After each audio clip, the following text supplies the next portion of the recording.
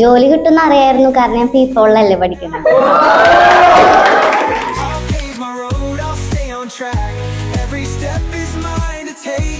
അപ്പൊ എവിടെ പറഞ്ഞിട്ടേ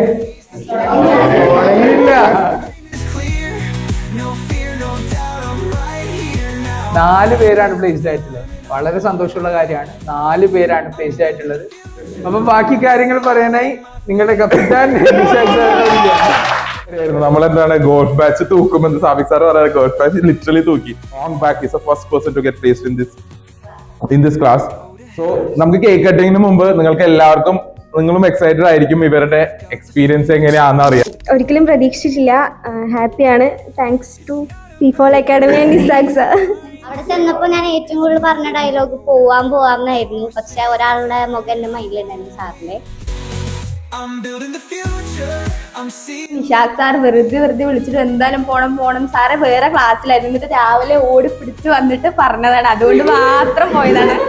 നല്ല അധ്യാപകരുണ്ടാകുമ്പോഴാണ് നല്ല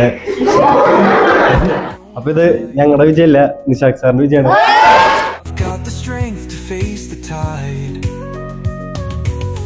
It's not about waiting for signs, it's moving.